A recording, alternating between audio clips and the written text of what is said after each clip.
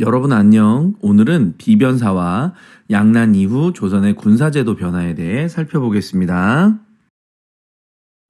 여러분, 이 효종실록의 내용은 시험에 단골로 출제되는 부분입니다. 살펴보죠. 오늘의 와서는 큰일이건 작은 일이건 중요한 것으로 취급되지 않는 것이 없는데 정부는 한갓 헛 이름만 지니고 육조는 모두 그 직임을 상실하였습니다. 명칭은 변방의 방비를 담당하는 것이라고 하면서 과거에 대한 판화나 비빈을 간택하는 등의 일까지도 모두 여기를 경유하여 나옵니다. 명분이 바르지 못하고 말이 순하지 않음이 이보다 심할 수가 없습니다. 신의 어리석은 소견으로는 이곳을 혁파하여 효종실록 대사원 김의키의 상소문 중에 일부를 발췌했습니다. 바로 짐작되시죠? 네, 맞습니다. 비변사 이야기입니다. 변방에 외적이 침입하면 병조 단독으로 문제를 처리하기 어려워 의정부, 육조의 대신들과 변방 사정에 능통한 지변사 재상들로 회의체를 만들어 대응했습니다. 하지만 적침 보고를 받은 후 소집되는 형태였기 때문에 기민한 대처가 어려워 중종 때 비변사를 임시로 설치합니다. 왜 임시기구냐 하면 여연 무창에 침입한 여진족 격퇴 시, 사량진 외변 시, 을묘 외변 시에 변방에 중대한 사건이 일어났을 때만 활동한 기구였거든요. 하지만 임진왜란 이후 조정의 모든 행정이 전쟁으로 귀결되자 비변사는 상설기구가 되며 권한이 확대되었습니다.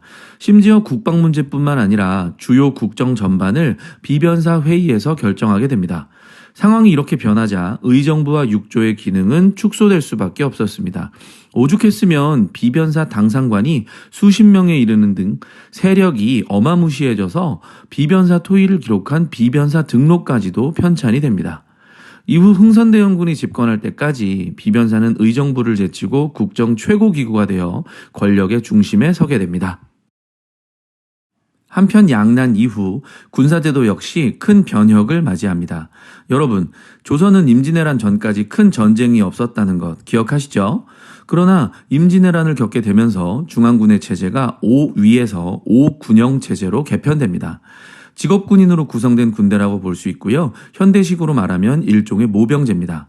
명나라 장수 척계광의 기효신설을 참고해서 영, 사, 초, 기, 대, 5로 편제하였습니다. 규모는 0이 가장 크고요. 순서대로 규모가 작아지는 형태입니다.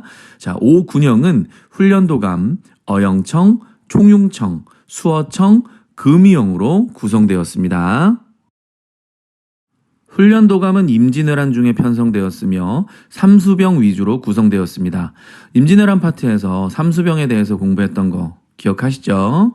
포 또는 총을 쏘던 포수, 창과 칼을 사용하는 살수, 활을 사용하는 사수를 가리키는 말입니다. 자, 어영청은 인조반정 직후 구성되었으며 이괄의 난을 기점으로 부대의 규모가 커지기 시작했고 이후 한양과 왕의 호위를 담당하였습니다. 또한 북벌 계획을 총괄하던 곳이었습니다. 총융청은 이괄의 난 당시에 경기 지역의 방어가 허술했던 점을 보완하기 위해 조직되었으며 경기도 서남북 지역의 방어를 담당하였습니다. 수어청은 병자호란 이후 부대의 규모가 확대되었고 한양의 동남쪽 요충지인 남한산성의 방어를 담당하던 부대입니다. 금이영은 훈련도감의 훈련별대와 병조의 정조청이 통합된 부대로서 한양을 방어하였으며 기마병으로 구성되었습니다. 조선 전기 지방을 방어했던 잡색군은 농민을 제외한 신량역천, 서리, 노비 등을 유사시에 동원했던 지방 방어 군사 체제였는데 양난을 겪으면서 양반부터 노비에 이르기까지 평시에는 생업에 종사하다가 전쟁이 발발하면 전투에 참가하는 소고군 체제로 개편됩니다.